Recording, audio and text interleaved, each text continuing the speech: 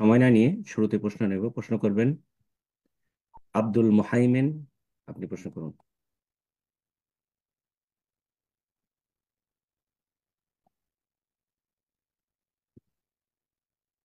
Abdul Muhaimin, ফোনটা unmute করে দিয়ে প্রশ্ন করুন। আসসালামু আলাইকুম রহমতুল্লাহি ওবরাকাতুহ।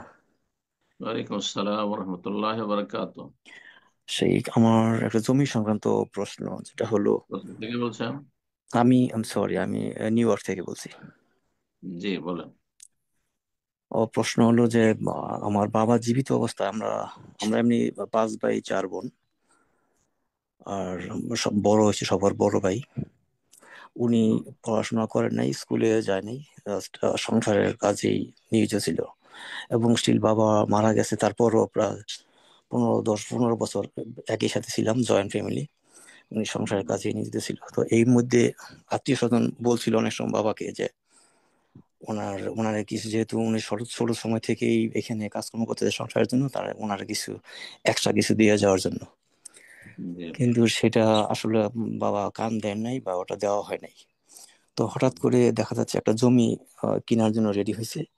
সেটা প্রায় 20 বিঘার মতো। তো তো তখন হঠাৎ করে উনি খেয়াল করলো যে মনে হইলো যে আমি এই জমিটা তাহলে ওই ছেলেদের নামে দিয়ে যাই, যে তারা কষ্ট হুম। করছে সংসারের জন্য, ই করছে। তো এটা বলে কিন্তু আমরা ছেলেদের পাঁচ ভাই সবগুলি পাঁচ ভাই ছেলের না, সরি, সবগুলি ছেলের পাঁচ পাঁচ জি ছেলে। হ্যাঁ, 5 ভাইয়ের নামে দিয়ে গেছে, কিন্তু আমরা দুজন ছোট। আর মেয়েদেরকে দিল না? না, সবাইকে সব ভাইকে দিয়েছে, কিন্তু বোনদেরকে দেওয়া হয়নি। বোনদেরকে দেওয়া হয়েছে না, শুধু ওই ভুল জমি কাজ, থেকে খারাপ কাজ 4টা গাছ। করেছে, হারাম কাজ করেছে। হ্যাঁ, এখন আল্লাহ হেদায়েত আসলে এটার জন্য ওনার কি করণীয় ছিল, বা এখন আমরা কি করতে পারি, এটার জন্য একটু করুন। বেঁচে আছেন জানতে না চাইছি। মারা গেছেন? হ্যাঁ, উনি মারা গেছেন। অন্যায় কাজ করেছেন। ওনাকে যদি মুক্ত করতে চান আল্লাহর আযাব থেকে, পকড়াও থেকে, ইত্তাকুল্লাহ, নবী সাল্লাল্লাহু আলাইহি ওয়াসাল্লাম বলছেন, সহিহ হাদিস, সহিহ বুখারী মুসলিম, আল্লাহকে ভয় করো তোমরা, হে বাবা মা। ওয়াদিলু বাইনা আওলাদ, তোমাদের ছেলে মেয়েদের মাঝে, আওলাদ ছেলে মেয়ে সবাইকে শামিল, তোমাদের ছেলে মেয়ে সন্তান সন্ততির মাঝে তোমরা ইনসাফ করো, সুবিচার ন্যায় নীতি অবলম্বন করো। সুতরাং দিলে সবাইকে দিতে হবে, দিলে সবাইকে দিতে হবে। 20 বিঘা জমি যে দিয়ে গেছেন উনি শুধু ছেলেদের, এটা হারাম কাজ হয়েছে, কাবিরা গুনাহ হয়েছে। আল্লাহ তাকে মুক্ত করা, আপনাদেরকে তৌফিক দান করুন। তবে বড় ভাই যিনি দীর্ঘ সময়, অথবা দ্বিতীয় ভাইও যদি কিছু সময় তিনি, তারা নেয়নি জয়েন্ট ফ্যামিলি থাকার জন্য, আছে, তো আপনারা আনুমানিক ইনসাফ করে সবার সম্মতিতে তাদেরকে বেশি দিতে পারে। ভাই বোনদের সম্মতিতে সবাই মিলে আপনারা একটা আলোচনার মাধ্যমে, যে আমরা বড় ভাইকে, যেহেতু তার অবদান রয়েছে, বাবার সাথে অনেকদিন কাজ করেছে, তাকে আমরা সবাই বেশি দেবো। আপনার বাবাও যদি কথা জানিয়ে দিত যে আমার সাথে আমার বড় ছেলে অনেকদিন কাজ করেছে, সুতরাং শুধু তাকে, এই জন্য জিজ্ঞেস করলাম যে 5 ভাইকে কেন দিলেন, হ্যাঁ, আপনার বাবা আর বোনকে কেন দিলেন না? ছোটরা তো কিছু করেনি। জি। তো বড় ভাইকে যদি দিত, আর সেটা আপনাদের জানিয়ে দিত যে তোমার বড় ভাই বা তোমাদের বড় ভাই, যেহেতু আমার বড় ছেলে একটু বেশি কাজ কাম করেছে, আমার সাথে সংসারে থেকেছে, আর সেজন্য তাকে বেশি দিচ্ছে, তো এতটা যাইছে, এটা ঠিক ছিল, এটা তার জন্য ইনসাফ ছিল। জি, জাযাকুমুল্লাহ খাইর। এখন মুক্ত করতে চান আপনার বাবাকে, তাহলে ওই 20 বিঘা জমি থেকে বা যেখান থেকে হোক না কেন, আপনারা বোনদেরকে সন্তুষ্ট করে দেন। আর বোনেরা শরীয়তের মাসলা জানে না, সেই জন্য আপনি কানাকা হাইকোর্ট দেখে সন্তুষ্ট, তাও চলবেন না। আপনি দেন তাদেরকে, তাদেরকে দেন যে আমরা পেয়েছি ধরেন 5 বিয়ে করে তোমাদের, তার অর্ধেক, হ্যাঁ 2.5 বিয়ে করে দিলাম। জি, এভাবে দিতে হবে। জি, বারাকাল্লাহ ফিক। আমিন। প্রশ্ন করবেন মাহিরা নুরতাজ। জি, আপনি প্রশ্ন করুন। জি, আসসালামু আলাইকুম ওরহমতুল্লাহি ওবারাকাতুহু শাহেখ। ওয়ালাইকুম আসসালাম রহমতুল্লাহ বরকাত। জি। শাহেখ, আমার প্রশ্ন জাকাত সম্পর্কিতই। যদি কারো আপনার বক্তব্যে যেটা বোঝা গেল যে ইনকাম যদি হালাল না হয় তাহলে তার ক্ষেত্রে জাকাত প্রযোজ্য নয়, এটা কি সঠিক? বলিনি তো, এটা কি করে বুঝলেন আপনি? আমি তো বলিনি এটা। না, ইনকাম তো হালাল হইতে হবে, এটা আপনি বললেন যে ইনকাম তো ইনকাম হালাল হইতে হবে, তো হারাম করলে, হারাম যদি রোজগার করে সেই জন্য জাকাত দিবে না? সেই এটা জন্যই, করতে বলছে, সেটাই আমার বলিনি। কোশ্চেন ছিল প্রথম থেকে, যে একজন মহিলা যিনি ডক্টর, কিন্তু উনি হিজাব মেনটেন করে চলেন না, তো সেই ক্ষেত্রে ওনার ইনকাম তো হালাল হবে সেজন্য না। এটা হতো আবার কোথায় দিয়ে দিল, কে দিয়ে দিল আমরা, যে হেজাব মেনটেন না করলে ওর রুজি হারাম হয়ে যাবে। ওই উনারই এক আত্মীয় বলতেছে যে ওর ইনকামই তো হালাল না, ওর আবার ডাকাত কি? তো এই কথাটা কতটুকু বলা প্রযোজ্য, এটাই আমার কোশ্চেন। হেদায়েত করুক, আপনি কথা বোঝার চেষ্টা করেন, আপনি তো ফতোয়া দিচ্ছেন। হেজাব তার উপরে ফরজ ছিল, কিন্তু হেজাবের এগেনিস্টে কি তাকে সরকার স্যালারি দিচ্ছে বা হাসপাতাল তাকে স্যালারি দিচ্ছে যে তুমি হেজাব করছো সেজন্য দিচ্ছি, বা হেজাব করছো না সেজন্য দিচ্ছি না? বোঝার চেষ্টা করেন। হেজাব তার উপর আলাদা ফরজ, সালাত নামাজ তার উপর আলাদা ফরজ। আর সে যে ডিউটিটা ঠিকভাবে করছে, ফাঁকিবাজি করছে না, 8 ঘন্টা ডিউটি, 8 ঘন্টা ডিউটি করে স্যালারি নিচ্ছে, তার রোজি হালাল। কথা বোঝা গেছে? হেজাব করছেন সে গুনাহগার, অন্য দিয়ে গুনাহগার হচ্ছে। জি। জাজাকাল্লাহ খায়ের। হারাম, হারাম পয়সা তো জাকাত ফরজ। এ কথা নেই যে হারাম, যদি কেউ মদের ব্যবসা করে, কেউ আপনার কি বলছে সিনেমার ব্যবসা করে, কেউ আপনার ধরেন বিড়ির ব্যবসা করছে, সেই জন্য জাকাত দিবেন না, মোটেই না, ভুল কথা এটা। জি। জাজাকাল্লাহ খায়ের। প্রশ্ন করবেন উম্মে জাহিদ, আপনি প্রশ্ন করুন।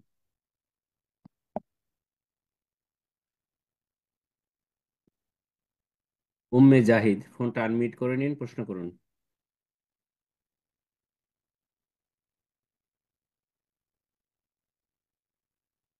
ওকে, ইনশাআল্লাহ আমরা এ পর্যায়ে সুযোগ করে দেব আরেকজনকে। প্রশ্ন করবেন আব্দুল্লাহ বিন আব্দুর রহমান, আপনি প্রশ্ন করুন। আসসালামু আলাইকুম রহমতুল্লাহ বারাকাত। ওয়ালাইকুম আসসালাম ওয়া রাহমাতুল্লাহি ওয়া বারাকাতুহু। জি। সম্মানিত শায়েখ, আমি বাংলাদেশ থেকে বলছি। জি বলেন। আমার একটা প্রশ্ন আছে। প্রশ্নটা হচ্ছে, একজন নিঃসন্তান ব্যক্তি, তার একজন পালক সন্তান রয়েছে, একজন কন্যা সন্তান, তার হুম। ভাই ভাতিজা ভাতিজিও রয়েছে, কিন্তু তিনি তার সম্পত্তি ধীরে ধীরে বিক্রি করে দিচ্ছেন, ইনটেনশনালি হোক কিংবা তার প্রয়োজনেই হোক, প্রায় সমস্ত সম্পত্তি বিক্রি করে দিচ্ছেন। আমি এখন জানতে চাচ্ছি, তিনি কি এরকমটা করতে পারেন কিনা তার ভাই ভাতিজা ওয়ারিশ হওয়া সত্ত্বেও। এটা কুরআন এবং সহিহ হাদিস দ্বারা জানতে চাচ্ছি আপনার কাছে। জাযাকাল্লাহু খায়রান। আপনার মাঝখানে কথা শুনলাম না তো, জানি না কেন, নেটে ডিস্টার্ব মনে হয়। আবার বলেন। বললাম, একজন ব্যক্তি পাল- নিঃসন্তান, পালক সন্তান রয়েছে। তিনি তার একজন কন্যা সন্তান রয়েছে, পালক কন্যা সন্তান, তার হুম। ভাই তার সন্তান নয় ভাতিজি। কি? পালক পালক পালক, রয়েছে জি তাদের, পালক, পালক জি সন্তান, পালক, তার সন্তান। জি। জি পালক সন্তান।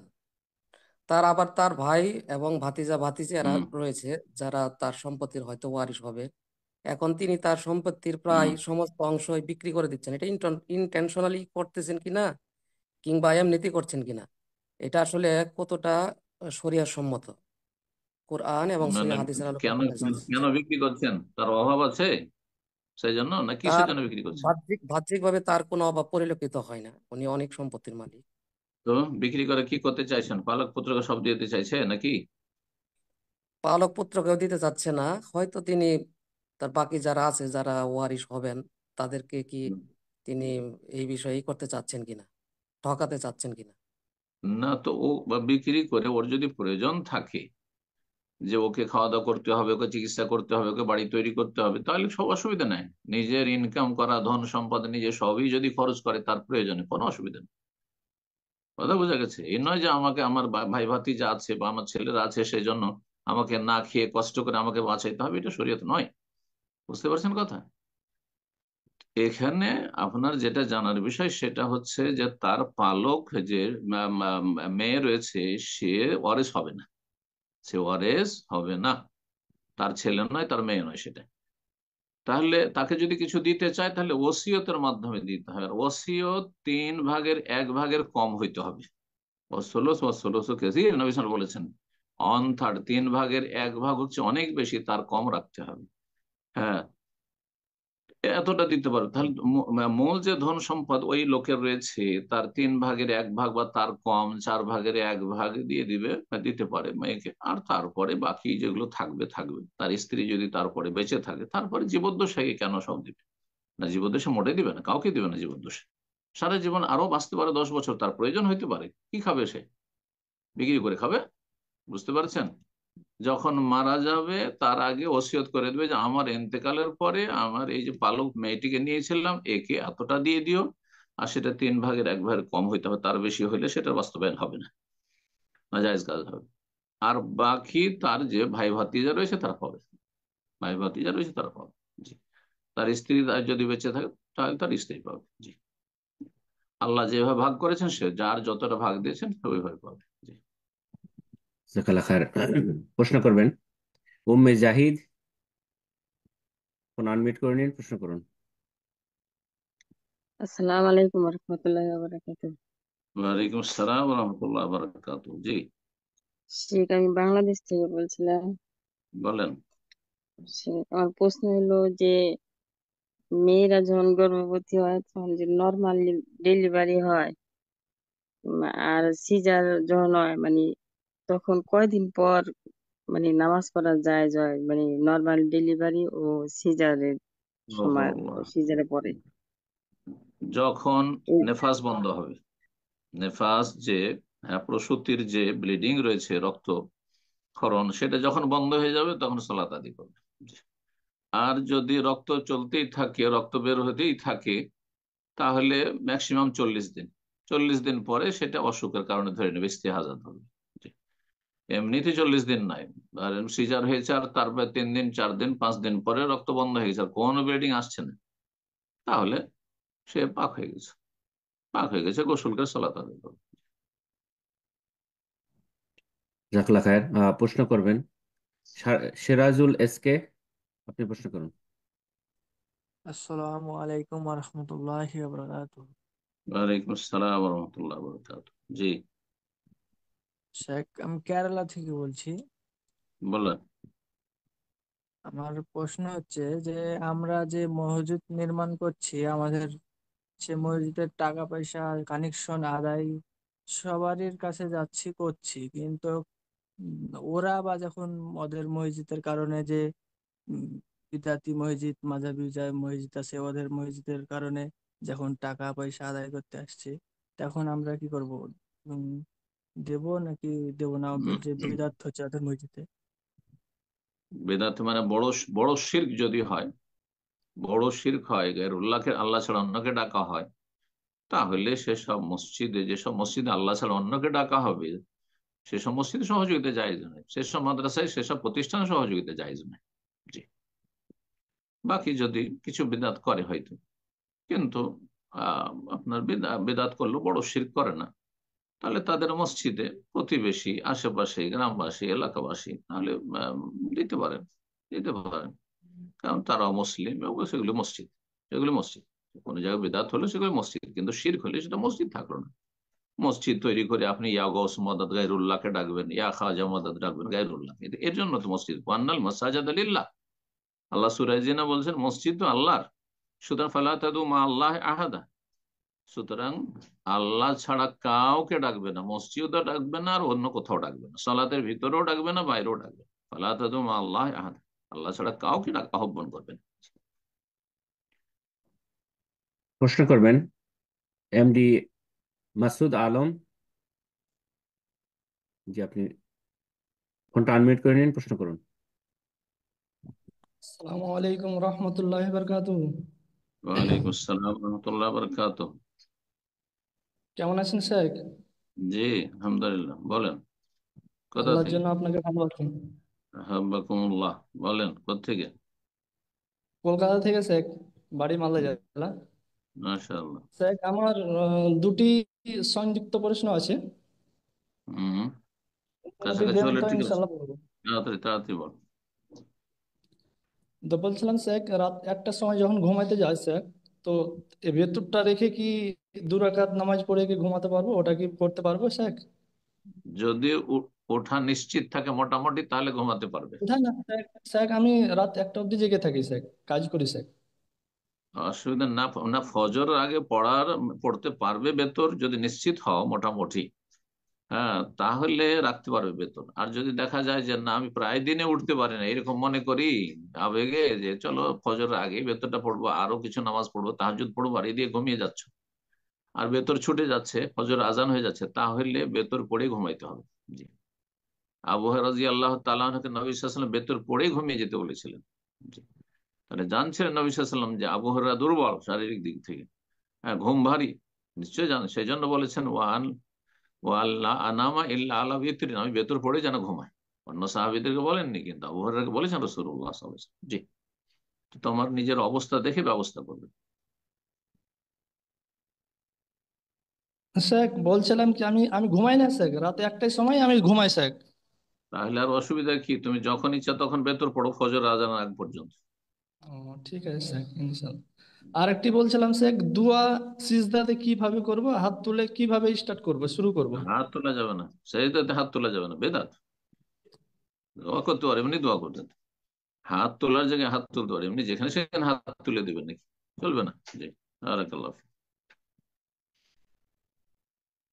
এ পর্যায়ে প্রশ্ন করবেন এমডি ইউসুফ। জি, আপনি প্রশ্ন করুন। ওয়ালাইকুম শেখ। ওয়ালাইকুম আসসালাম ওয়া রাহমাতুল্লাহি ওয়া বারাকাতুহু। জি। আমি কুমিল্লা থেকে বলছিলাম। আমার জীবনের শুরুর দিকে নামাজের প্রতি অনেক উদাসীন ছিলাম। বিশেষ করে হ্যাঁ। আমার স্ত্রী 2-3 দিন নামাজ পড়ে না, এমন দিন গেছে। এখন আমরা আলহামদুলিল্লাহ 5 ওয়াক্ত নামাজ ঠিকভাবে পড়ি। তবে সালাত সম্বন্ধে যখন জানতে পারি তখন যে নামাজ না পড়লে কাফের হয়ে যায় এবং বৈবাহিক সম্পর্ক সমস্যা আসতে পারে। আমার প্রশ্ন হচ্ছে, আমার স্ত্রী যে মাঝে মাঝে 2-3 দিন নামাজ পড়ে না, এর জন্য কি আমাদের সম্পর্কে কোনো সমস্যা হয়ে যায়? 2-3 দিন পড়ে না মানে ইচ্ছা করে পড়ে না, না নাপাক থাকার কারণে পড়ে না? হ্যাঁ, ইচ্ছা করে। ইচ্ছা করে মানে এখনো পড়ে না? না না, এখন 5 ওয়াক্ত নামাজ পড়ে। হ্যাঁ, তো যা আগে হয়েছে হয়েছে। হ্যাঁ, ফালাহু মা সালাফু আমরুহু ইলাল্লাহ, আল্লাহর ফয়সালা, আল্লাহ কোরআনে বলছেন। বোঝা গেছে? যখন মানুষ গুনাহ থেকে মুক্ত হয়ে যায়, অতীতে যা হয়েছে আল্লাহ মাফ করবেন। ঠিক আছে। বারাকাল্লাহ ফিক। জাযাকাল্লাহ খায়ের। প্রশ্ন করবেন।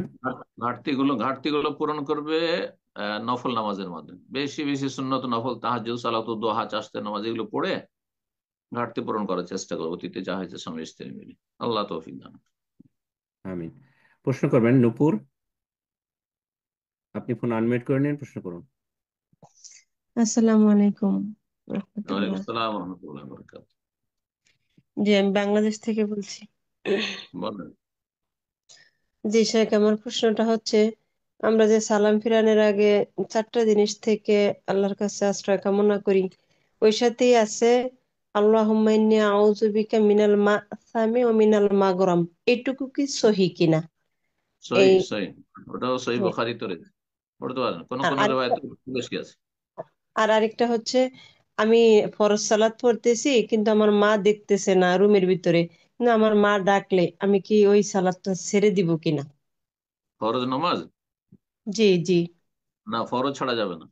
যে কেউ ডাকো, স্বামী ডাকলেও যাওয়া যাবে না, ফরজ ছাড়া যাবে না। এমার্জেন্সি কোথাও, ছেলে হয়তো আগুনে হাত দিতে যাচ্ছে, পানিতে ডুবতে যাচ্ছে, দুর্ঘটনা অ্যাক্সিডেন্ট ঘটিয়ে দিতে পারে, তখন শুধু নামাজ ছাড়া। সাপ চলে এসছে, হিংস্র পশু চলে এসছে, আক্রমণ করতে পারে, তখন শুধু ফরজ নামাজ ছাড়া যাবে। ফরজ নামাজ বাপ মায়ের ডাকে, স্বামীর ডাকে, কারো ডাকে ছাড়া যাবে। হ্যাঁ, সুন্নত নফল ছেড়ে দিতে পারবেন, সুন্নত নফল ছেড়ে দিতে। জি। প্রশ্ন করবেন আব্দুল কাসিম। আপনি ফোনটা আনমিউট করে নিন, প্রশ্ন করুন। আসসালামু আলাইকুম ওয়া রাহমাতুল্লাহি ওয়া বারাকাতুহু। ওয়ালাইকুম আসসালাম ওয়া রাহমাতুল্লাহি ওয়া বারাকাতুহু। জি, আমি বাংলাদেশ নারায়ণগঞ্জ থেকে বলছি। বলেন। জি, আমার প্রশ্ন হচ্ছে, আমি যখন জামাতে সালাত আদায় করি, মানে এক রাকাত শেষ হয়ে গেলে আমি দ্বিতীয় রাকাতে যখন শরিক হই, তখন ইমাম তাশাহুদ পড়লে আমি কি তাশাহুদ পড়বো নাকি চুপ থাকবো? না না, পড়বেন পড়বেন। আমি বহুবার বলেছি, শাইখ বিন উসাইমিন রাহিমাহুল্লাহ তিনি বলছেন, লা সুকুতা ফিস সালাহ, সালাতে কোথাও নীরবতা নেই, চুপ থাকা নেই। আসলে কি জন্য চুপ থাকবেন? আপনি আল্লাহর ইবাদত করছেন, সুতরাং আল্লাহর সাথে কথা বলবেন। আপনি আল্লাহর সাথে কথা বলার জন্য তো তাকবীর তাহরিমা দিয়ে আপনি সালাত শুরু করেছেন। কোন জায়গায় নীরবতা নেই। আপনি সূরা পড়ার সময় সূরা পড়তে থাকবেন, দোয়া পড়ার সময় দোয়া পড়তে থাকবেন, শোনার সময় একমাত্র শোনার সময় উচ্চ স্বরে তেলাওয়াত হচ্ছে, সূরা ফাতিহা পড়ে নেওয়ার পর বাকি সূরাগুলি শুনতে থাকবে, বাকি আয়াত শুনতে থাকবেন ইমাম সাহেব। কিন্তু জোহরের সালাতে, আসরের সালাতে আপনার তেলাওয়াত শেষ হয়ে গেছে, তারপরে আলহামদুলিল্লাহ সূরা পড়ে আপনি চুপ হয়ে দাঁড়িয়ে আছেন, না, ঠিক নয়। আসলে এইরকমই 10 বার 20 বার লম্বা সেজদাধারী ইমাম করছে, আপনি তসবিহ পড়তে থাকেন, দোয়া করতে থাকেন আপনি। আত্মেহাত শেষ হয়েছে, দুরুদ শেষ, দোয়া মাসুরা শেষ হয়েছে দুটো, বা সই গদ বাঁধা দুটো হাদিসের, আর তারপরে আর পড়বেন না? না না, দোয়া পড়তে থাকেন আপনি। ওই রকমই আপনার প্রথম রাকাতে তাশাহুদ, ইমাম সাহেবের তাশাহুদ হয়ে গেছে, আপনি আত্মাহাত পড়তে থাকেন, আত্মাহাত পড়তে থাকেন। আত্মাহাত পড়া শেষ হয়েছে, তারপরে আপনি দোয়া পড়তে থাকেন, দরুদ পড়তে থাকেন, আল্লাহুম্মা সাল্লি আলা মুহাম্মদ, নবীর জন্য দোয়া করছেন। জি, কিন্তু চুপ থাকা যাবে না, কোথাও চুপ থাকা নেই। জি। জাজাকাল্লাহ খায়ের। প্রশ্ন করবেন নাজমুল হক। জি, আপনি প্রশ্ন করুন। আসসালামু আলাইকুম সম্মানিত দর্শক। ওয়ালাইকুম আসসালাম ওয়া রাহমাতুল্লাহি ওয়া বারাকাতুহু। জি, বাংলাদেশ থেকে বলছিলাম। বলেন। আজকে যেটা জানতে চাচ্ছিলাম, গত রমজানের পরে সময় কি তারপরে একটা মাসলা শুনছিলাম প্রশ্নোত্তর পর্বেই, যে হুম। এসারের জামাত যদি শেষ হয়ে যায়, তারাবি শুরু হয়ে গেছে, ইমাম শুরু করে দিয়েছে, তখন যদি তারাবির সাথে ইসারের নিয়াত করলে ফরজ নামাজ নিয়াত করা যায় নাকি, এটা শুনছিলাম। একদম পড়া জানার যায়। বিষয় হলো, আমার জানার বিষয়টা হলো তো, ইমাম সাহেব তো 2 রাকাত নামাজ পড়ে সালাম ফিরে দিবে, কিন্তু আমি ওই অবস্থায় কি করব যদি এরকম সিচুয়েশন হয়ে যায়? উঠে যাবেন, আপনি উঠে যাবেন, আপনি উঠে গিয়ে আপনার পুরা করবেন, সমস্যা কোথায়? জি, জাজাকাল্লাহ খায়ের। প্রশ্ন করবেন তারাবিতে লাগবেন, তারপর যতটা তারাবি পেলেন পেলেন, কিন্তু আগে হচ্ছে আপনার ফরজ। জি। প্রশ্ন করবেন আল আমিন। আপনি প্রশ্ন করুন। আসসালামু আলাইকুম রহমতুল্লাহ। ওয়ালাইকুম আসসালাম ওয়া রাহমাতুল্লাহি ওয়া বারাকাতুহু। শেখ কেমন আছেন? জি আলহামদুলিল্লাহ। কোথায় বলছেন বলেন? বাংলাদেশ থেকে বলছিলাম। বলেন।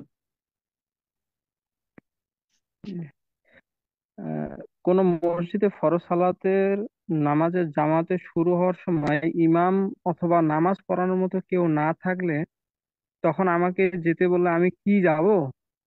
বিশেষ দ্রষ্টব্য বিশেষ দ্রষ্টব্য, মসজিদে নামাজ পড়লে নামাজ শেষে সম্মিলিত মুনাজাত করতে হবে, সেই ক্ষেত্রে করণীয় কি? যদি আপনার চাইতে যোগ্য কেউ না থাকে অবশ্যই যাবেন, অথবা আপনার সাথে যোগ্য কেউ আছে কিন্তু যেতেই চাই না, তো একজনকে অনুমতি করতে হবে।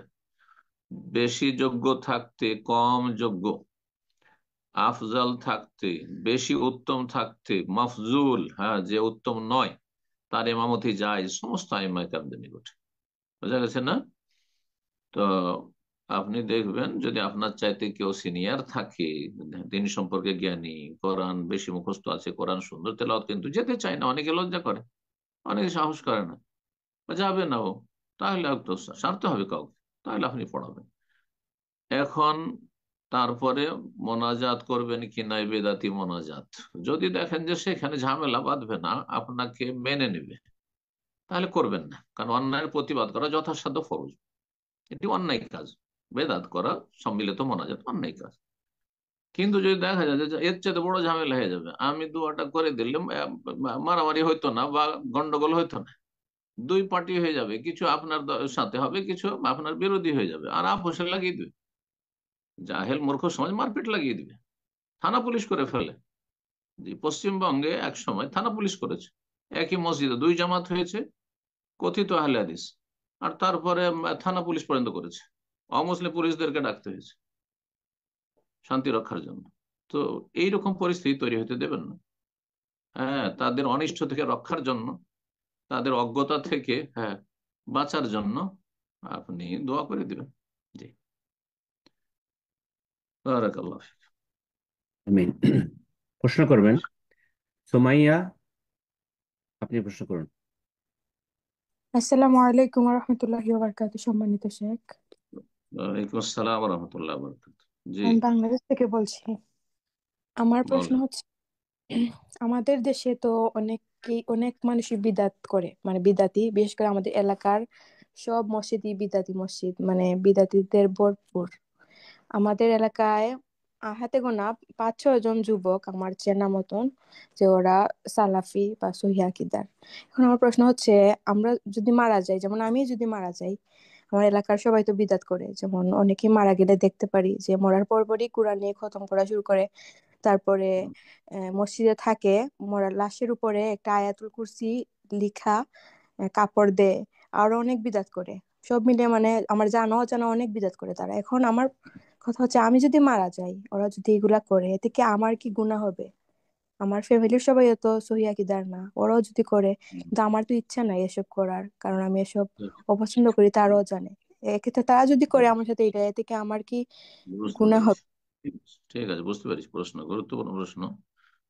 উত্তর হচ্ছে, যদি কোনো এলাকায় কোনো বেদাতি আমল থাকে, প্রচলন থাকে বেদাতের, আহ মানে মাইয়াত সংক্রান্ত, হ্যাঁ, মৃত্যুকে বা মাইয়াতকে কেন্দ্র করে যেমনটা বললেন, তাহলে প্রত্যেক যারা সহি আকীদার অনুসারী, কোরআন অনুসারী, তাদের জন্য উচিত হবে, আবশ্যক হবে ওসিয়ত করে যাওয়া।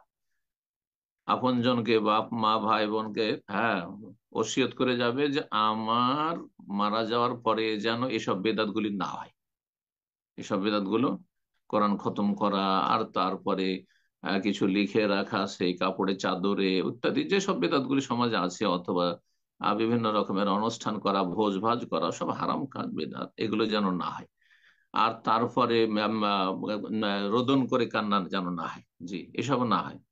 আর তারপরে আমাদের সমাজে মূর্খামি আরো আছে, পুরুষ লোকেরা মহিলা মাইয়েতের মুখ দেখতে আসে, যে চলে যাচ্ছে দুনিয়াতে, একটু দেখে আসে, আর মহিলারা পুরুষকে দেখতে যায়, গোটা গ্রামবাসী এলাকাবাসী ছুটে আসে। সব হারাম নাজায়েজ কাজ। তো এগুলোর ক্ষেত্রে ওসিয়ত করে যেতে হবে যে এগুলো যেন না হয়। তারপরে যদি তারা করে, আপনার আত্মীয় স্বজন, পরিবারের সদস্য যারা আছে আপনার ইন্তেকালের পর, তারা যদি করে, তো তারা গুনাহগার, আপনি গুনাহ থেকে মুক্ত হয়ে যাবেন। এক কথায়, আপনি মুক্তি লাভের জন্য তাদেরকে ওসিয়ত করে যাবেন যে আমার ইমামতি করবে সহি আকীদার অমুক ব্যক্তি, যাতে কোনো বেদাতি ইমামতি না করে আমার জানা যায়। আর আমার, হ্যাঁ, ইন্তেকালের পরে কোনো বেদাত যেন না করা হয়, এই বেদাত গুলি যেগুলো প্রচলিত বেদাত সমাজে। বারাকাল্লাহ ফিক। আমিন। প্রশ্ন করবেন রাজিবুল।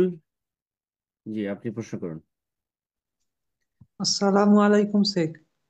ওয়ালাইকুম আসসালাম রহমতুল্লাহ বারাকাত। জি, পশ্চিমবঙ্গের পশ্চিমবঙ্গের বর্ধমান থেকে বলছি। বলেন। আমার দাদু প্রায় 12 11-12 বছর আগে মারা গেছেন আর কি। তখন মানে ফুফুদের যে জমি প্রাপ্য সেটা না, মানে আমার আব্বা না জানার কারণে তখন দেয়নি, যে মানে তখনই দিয়ে দিতে হয়। পরে এখন বুঝতে পারছেন যে ওটা তখনই দিয়ে দেওয়া উচিত ছিল, কিন্তু এখন দিয়ে দিচ্ছেন। কিন্তু এত বছর যে আব্বা চাষ করে যে লাভটা পেয়েছে, সেটাও কি এখন দিয়ে দিতে হবে তাদেরকে? হ্যাঁ, যদি তারা দাবি করে অবশ্যই দিয়ে দিতে হবে। আর তাদের হক, আসলে দাবি না করলে দিয়ে দেওয়া উচিত। তারা তো জানে না, বুঝে না। আমাদের দেশের মহিলারা যদি জানতো নিজের ন্যায্য অধিকার, তাহলে তো আরো সোচ্চার হইতো এইসব বিষয়। কিন্তু আমাদের দেশে দিনের জ্ঞান নেয়, মনে করে যে ভাইয়ের কাছ থেকে বাবার ধন সম্পদ নিয়ে চলে আসবো, এটা দুর্ব্যবহার হয়ে যাবে, আর ভাইয়ের সাথে সম্পর্ক খারাপ হয়ে যাবে, ইত্যাদি ইত্যাদি। কি বলবে মানুষ হয়ে, এসব অজ্ঞতার কারণে। আসলে ন্যায্য অধিকার, আমার বাবা কেন ছাড়েন না, একটা পয়সা কেন ছাড়েন, এতদিন ভোগ করছে কেন, হারাম, জায়েজ না এগুলো। সুতরাং ওই ফুফুদেরকে বলতে হবে, যদি আপনার বাবা বেঁচে থাকে, বলবে যে এতদিন আমি জমির ফসল খেয়েছি, মোটামুটি আনুমানিক প্রত্যেক বছর এতটা ফসল হয় এত বিঘা জমিতে, এত ফসল তোমার জমিতে হয়েছে, তুমি চাইলে আমি টাকা বা ফসল দিয়ে দেবো। হ্যাঁ, অথবা এমনি দিয়ে দিতে চাইবে, চাইলে কেন, কেউ যদি না চায় এখন টাকা ধার দিতে, আপনি দেবেন না? ওই রকম ঋণ, এগুলো বান্দার হক, আল্লাহ হেদায়েত করুক। জি, দিয়ে দিতে চাইতে হবে, ফুফুদেরকে বলতে হবে যে এতদিন, জায়েজ না। এই জন্য মানুষের এন্তেকালের পরে সাথে সাথে মিরাসের বন্টন, পরিত্যক্ত ধন সম্পদের বন্টন করা সাথে সাথে জরুরি। জি, এই নয় যে 1 বছর 2 বছর 5 বছর 10 বছর 20 বছর জমি জায়গায় ভাগ হয়নি, হারাম কাজে অবিচার হচ্ছে। জি, বারাকাল্লাহ ফিক। আমিন। প্রশ্ন করবেন শফিউল্লাহ শফিক, আপনি প্রশ্ন করুন।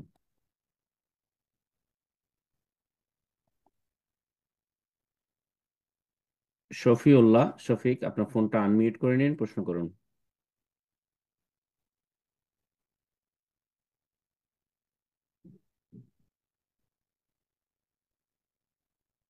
এরপর যা প্রশ্ন করবেন কামাল হোসেন। আচ্ছা, একটা মিনিট আমি সময় চাচ্ছি। কামাল হোসেন ভাই, আপনি একটু পরে প্রশ্ন করুন। শফিউল্লাহ শফিক, আপনার ফোন আনমিউট হয়েছে, প্রশ্ন করুন। জি। আসসালামু আলাইকুম রহমতুল্লাহ। ওয়ালাইকুম আসসালাম রহমতুল্লাহ বারাকাতুহু। জি, বলেন। দেখ, আমি সৌদি আরব রিয়াদ থেকে। বলেন। শেখ, আমার প্রশ্ন হচ্ছে, আমি দুই সপ্তাহ আগে প্রশ্ন করেছিলাম। আমার বাবা মারা গেছে গত ডিসেম্বরে, আল্লাহ রহম করে। জি বলেন। 29 তারিখ। তো আমার অধিকাংশ প্রশ্ন আমি ডাবল হয়ে গেছে তাই করি নাই। তো আমার প্রশ্ন হচ্ছে, আমার কিছু মানে ছবি আছে আমার মোবাইলে। এই ছবিগুলা কি আমার রাখাতে কোনো গুনাহ হবে? আবার কি আমার বাড়িতে মোবাইলে আছে, আগে হজে আসছিল ওইখানে আব্বার সাথে তুলছিলাম। এই ধরনের হুম। ছবি কি মানে সোশ্যাল মিডিয়া থাকলে বা আমার মোবাইলে থাকলে কি গুনাহ হবে কিনা, এটাই আমার প্রশ্ন আর কি। ছবি রাখা আসলে হচ্ছে জায়েজ নয় আসলে। এই ছবি রাখার কি সার্থকতা আছে? শুধু আবেগ, আমার আব্বার ছবিটা দেখবো, এ করব, আমার স্বামীর ছবিটা দেখবো না। ছবি রাখেন না, এই ছবিগুলো নিশ্চিহ্ন করে দেন। নবী সাল্লাল্লাহু আলাইহি ওয়াসাল্লাম নিশ্চিহ্ন করতে বলেছেন। আলী রাজি আল্লাহ তার উঁচা কবর যেখানে দেখো সমতল করে দাও, এবং যে কোনো জায়গায় যদি কোনো ছবি দেখো প্রাণীর, তাহলে সেটাকে ইল্লা তামাস্তাহু, তাহলে সেটাকে কি করো, এবং নিশ্চিহ্ন করে দাও, মুছে দাও। জি। সুতরাং সেগুলি নষ্ট করে দেবেন। জি। অন্তর থেকে স্মরণ রাখবেন বাপ মাকে বা মুসলিম ভাই বোনদেরকে, এবং তাদের জন্য দোয়া করবেন। দোয়া করবেন বেশি বেশি, সেটা কাজে আসবে। আপনারও কাজে আসবে, তাদেরও কাজে আসবে। বারাকাল্লাহ। প্রশ্ন করবেন কামাল হোসেন। জি, আপনি প্রশ্ন করুন।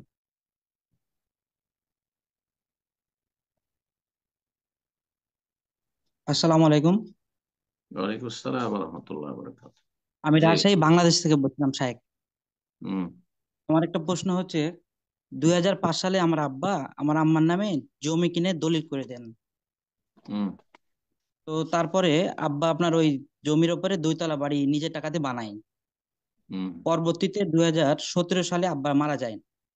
আচ্ছা। তারপরে ওই ছেলে মেয়ে, তারপরে মা, সবার মধ্যে একটা পারিবারিক সমস্যা হয় ওই বাড়িটা নিয়ে, হুম। বাড়িতে থাকা না থাকা এইসব বিষয় নিয়ে।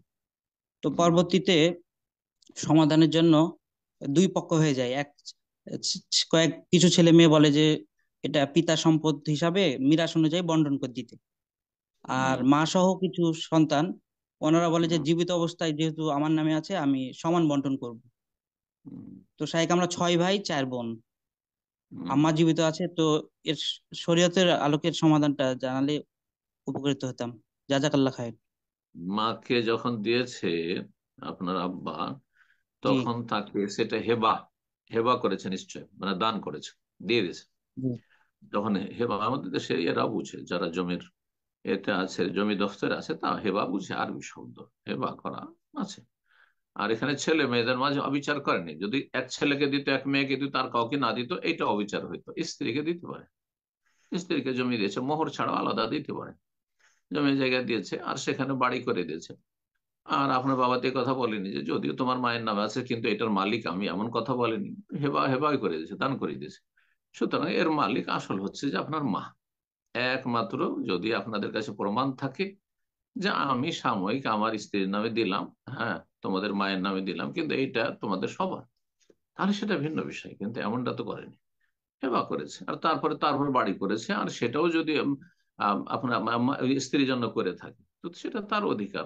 এখন আপনার আম্মা যখন মারা যাবে তখন এই বাড়ি ভাগ হবে। হ্যাঁ, ছয়, 6 ভাই, 6 × 2 = 12 ভাগ, আর 4 বোন, তাহলে 12 আর 4 16, 16 ভাগে ভাগ হবে। জি। যদি এমনটাই যেমনটা বললেন যে 6 ভাই, তো 2 ভাগ করে পাবে তারা, ভাইয়েরা, আর মেয়েরা পাবে 1 ভাগ করে, তাহলে 16 ভাগ হবে এই বাড়িতে। জি। সেটা কোনো একজন কিনে নেবে, বাকিদের পেমেন্ট করবে, অথবা অন্য জায়গায় বিক্রি করে দিবে, আর তারপর তখন যেভাবে ভাগ করেন করবেন এইভাবে। কিন্তু যতদিন আপনার আম্মা আছে সেটার মালিক আপনার আম্মা। আপনার আম্মা মারা যাবে তখন সেটা মায়ের ধন সম্পদ ভাগ বন্টন হবে। আল্লাহ তাআলা আলাম। প্রশ্ন করবেন রানা। আপনি প্রশ্ন করুন।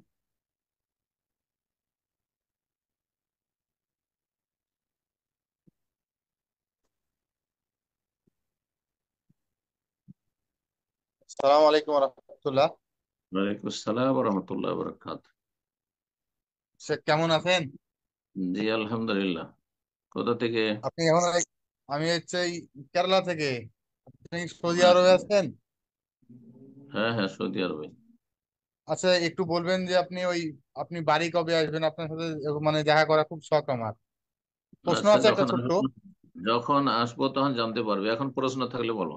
জি, আচ্ছা, পার্সোনাল লেখার বলতে যে সুযোগ নেই, সব মানে লেখা আছে। জি। হুম। আচ্ছা, সোশ্যাল ফজরে যে দুই মিডিয়ার রাকাত যুগ, সুন্নাত। সোশ্যাল মিডিয়ার যুগ, যখন যাব প্রোগ্রাম হবে জানতে পেরে নেবেন ইনশাআল্লাহ। এখন তো কোনো নিশ্চিত নাই যে এই সময় আমি বাড়ি যাই, এরকম বাঁধা ধরা নেই, যখন প্রয়োজন তখন যাবো। জি। আমরা একবার এসেছিলেন, আমি তখন বাইরে ছিলাম, তো এই জন্য যাওয়া হয়নি।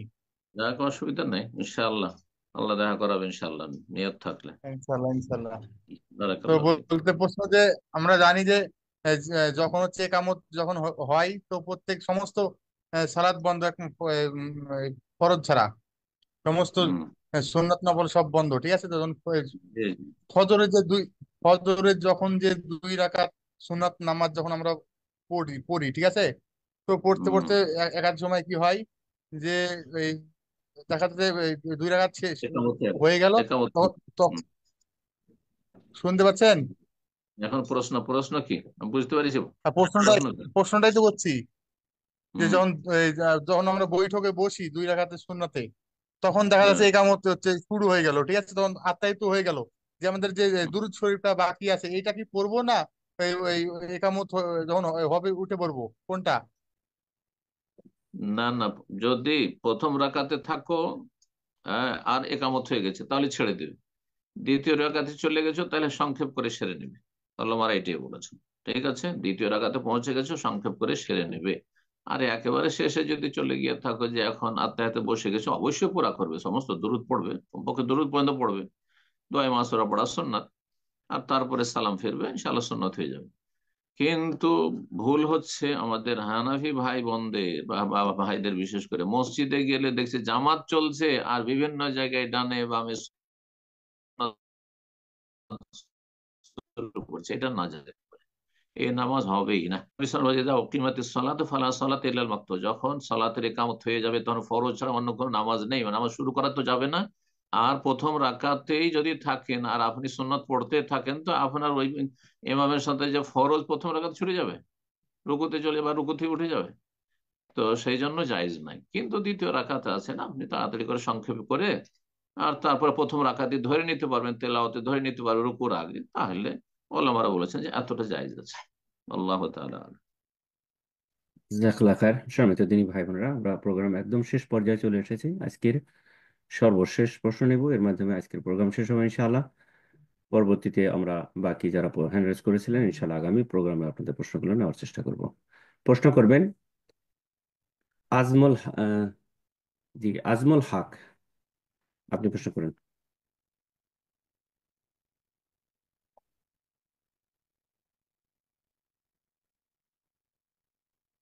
আজমল হক, আপনার ফোনটা আনমিউট করে নিন, প্রশ্ন করুন।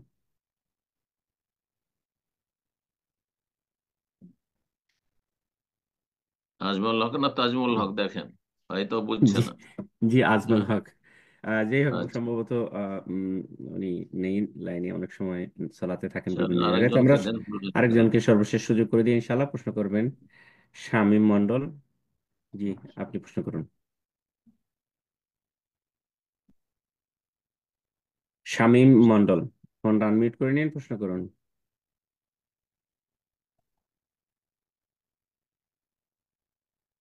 ওকে, তো ইনশাআল্লাহ আমরা আরো একজনকে সুযোগ করে দিই সর্বশেষ। এস কে আসগর, জি আপনি প্রশ্ন করুন। এস কে আসগর, জি আপনার ফোন আনমিউট হয়েছে, প্রশ্ন করুন। সালাম আলাইকুম রহমতুল্লাহ বরকাতুহু। কেমন আছেন? ভালো ওয়ালাইকুম আছেন? আসসালাম রহমতুল্লাহ বরকাতুহু। ইয়াকাল্লাহ, জি আলহামদুলিল্লাহ। জি, প্রশ্ন। আমি সৌদি আরব থেকে বলছি স্যার। মাশাআল্লাহ, বলেন প্রশ্ন। জি, আমি দেশে গিয়েছিলাম এই মানে সেই 2 সপ্তাহ হলো। তো দেশে আমাদের ওই মসজিদে ইমাম সাহেব ওই নবী সাল্লামের ওসিলা করে মানে ওই দোয়া চাইছিল, এর জন্য কি নামাজ পড়া যাবে? তো এটা কি বড় শিরকের পর্যায়ে পড়ছে? নবী সাল্লাল্লাহু আলাইহি সাল্লামের কাছে তো চাইনি সরাসরি। না, না, ওই মানে দোয়াটা যে মানে ওসিলা করে হ্যাঁ, আল্লাহর কাছে পৌঁছে হ্যাঁ, এটা হ্যাঁ, করতে নবী হবে। সাল্লাল্লাহু আলাইহি সাল্লামের কাছে সরাসরি যদি চাই, তাহলে তার পিছনে সালাত জায়েজ নয়, সে বড় শিরক করলো। আর যদি বলে হে আল্লাহ, তুমি নবীর ওসিলায়, হ্যাঁ, আমাকে আমার দোয়া কবুল করো, তাহলে এটি বেদাত করলো। হারাম কাজ করলো, গুনাহগার। তো সুতরাং গুনাহগার হচ্ছে ফাসেক, ফাসেকের পিছনে নামাজ জায়েজ। যেমন কারো টাকনা নিচে যদি কাপড় থাকে, দাড়ি না থাকে, অথবা সিগারেট খায়, হ্যাঁ, জর্দা খায়, তার পিছনে নামাজ জায়েজ আছে। ঠিক ওই রকমই যেই ব্যক্তি নবীর ওসিলায় দোয়া করবে সে বেদাতি, বেদাতির পিছনে বেদাতি, কিন্তু বড় বড় কুফরি, বড় শিরক করলো না। হ্যাঁ, এই পাপী ফাসেকের পিছনে, ফাসেক বেদাতির পিছনে নামাজ জায়েজ, যদি বিকল্প ব্যবস্থা না করতে পারে, উত্তম বিকল্প না পান। কারণ মসজিদ তাদের, সুতরাং ইমাম তাদের, আপনাকে সেখানে নামাজ পড়তে বাধ্যতামূলক। কিন্তু যদি সরানো সম্ভব হয় বিনা ফিতনায়, কোনো কলহ হবে না, দায়িত্বশীলদেরকে বলে তাদের সংশোধন করে, আকীদা সংশোধন করে সরানো সম্ভব হয়ে যায়, তাহলে বেদাতি ইমামের পিছনে নামাজ পড়া তখন জায়েজ নয়। বারাকাল্লাহ ফিক। জাজাকাল্লাহ খায়ের শেখ। তো ইনশাল্লাহ আজকে এখানে শেষ করা যাক শেখ। জাজাকাল্লাহ খায়ের, আল্লাহ আপনাকে উত্তম প্রতিদান বারাকাল্লাহ দান ফিক, করেন। জাযাকুমুল্লাহ খাইর। আল্লাহ রাব্বুল বারাকাল্লাহ। আলামিনের কাছে দোয়া করি, আল্লাহ আমাদের সকলের গুনাহ খাতা মাফ করেন, নেক আমলে তৌফিক দান করেন, জান্নাতুল ফেরদৌস দান করেন, জাহান্নামের আযাব থেকে রক্ষা করেন, হায়াতে তয়্যিবা দান করেন। যেসব ভাই বোনের আমাদের সাথে থাকলেন তাদের দিন দুনিয়ার সার্বিক কল্যাণ, রহমত, বরকত দান করেন। রুজিতে আল্লাহ বরকত দান করেন, শারীরিক, মানসিক, পারিবারিক, সার্বিক আল্লাহ শান্তি দান করেন, এবং সমস্ত অনিষ্ট থেকে আল্লাহ হেফাজতে রাখেন। রব্বানা তাকাব্বাল মিন্না ইন্নাকা আনতাস সামিউল আলিম ওয়া তুব আলাইনা ইন্নাকা আনতাত তাওয়াবুর রাহিম। সুবহান রাব্বিকা রাব্বিল ইজ্জাতি আম্মা ইয়াসিফুন ওয়া সালামুন আলাল মুরসালিন ওয়ালহামদুলিল্লাহি রাব্বিল আলামিন। সম্মানিত দিনী ভাই বোনেরা, যারা প্রশ্ন করার জন্য হ্যান্ড রেজ করেছিলেন তাদের উদ্দেশ্যে আবার বলছি, আগামী প্রোগ্রামে নিউ ইয়র্ক টাইম সকাল 11টায় শুরুতে প্রোগ্রামে এসে হ্যান্ড রেজ করবেন। আগামী প্রোগ্রামে আপনাদের প্রশ্নগুলো নেওয়ার চেষ্টা করব ইনশাআল্লাহ। তো আল্লাহ সুবহানাহু ওয়া তাআলার কাছে দোয়া করি আজকে আমরা যা কিছু শুনলাম আল্লাহ যেন আমাদের জন্য আহ, আল্লাহ সুবহানাহু ওয়া তাআলা আমাদেরকে এখান থেকে যা ইলম অর্জন করলাম সেগুলোর উপর আমল করার তৌফিক দান করেন। আল্লাহ যেন আমাদেরকে সমস্ত রকম গুমরাহি থেকে হেফাজত করেন, কোরআন এবং সহিহ সুন্নাহকে মানার এবং বুঝার তৌফিক দান করেন, আমিন। তো আজ এই পর্যন্ত, ইনশাআল্লাহ আগামী প্রোগ্রামে আবার দেখা হবে, কথা হবে। আল্লাহ সুবহানাহু ওয়া তাআলা সে পর্যন্ত সকলকে ভালো রাখেন, সুস্থ রাখেন, আমিন। ওয়া সাল্লাল্লাহু আলা নবিয়িনা মুহাম্মদ ওয়া আলা আলিহি ওয়া সাহবিহি আজমাইন। আসসালামু আলাইকুম ওয়া রাহমাতুল্লাহি ওয়া বারাকাতুহু।